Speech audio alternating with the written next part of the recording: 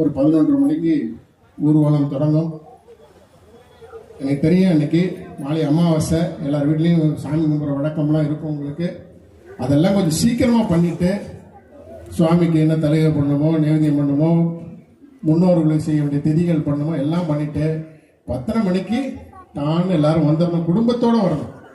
இது நம்ம குடும்ப நிகழ்ச்சி. இது யாரோ ஒரு கோபாலஜி நடத்துகிற கொடை நிகழ்ச்சி, இது நாமெல்லாம் சேர்ந்து நடத்துகிற நிகழ்ச்சி. நம்ம என்ன சொல்றோம், தமிழ்நாட்டில் இருக்கக்கூடிய பெருமாளோட பக்தர்கள், தமிழ்நாட்டில் இருக்கக்கூடிய பக்தர்களும் தமிழ்நாட்டு மக்களும் சார்பாக தான் கொடை சமர்ப்பணம்னு ஆண்டுதோறும் நான் சொல்லிட்டு இருக்கிறேன். அதனால ஒரு தனிப்பட்ட ட்ரஸ்டோ ஒரு தனிப்பட்ட மனிதரோ நடத்துறதா யாரும் நினைக்க வேண்டாம். நாம் எல்லாம் சேர்ந்து நடத்தக்கூடிய நிகழ்ச்சி. நம்ம வீட்டு கல்யாண நிகழ்ச்சி, நம்ம வீட்டில் சுப நிகழ்ச்சினா எப்படி நாமெல்லாம் முன்னாடி போய் நிற்போமோ அது மாதிரி முன்னாடி வந்து நிற்கணும். எல்லாரும் முன்னாடி வந்து நின்று இந்த நிகழ்ச்சி எப்பயும் போல பிரம்மாண்டமாக நடக்கும். அந்த நம்பிக்கை பெருமாள் வழி நடத்துறாரு, நம்ம நடத்தல. இதை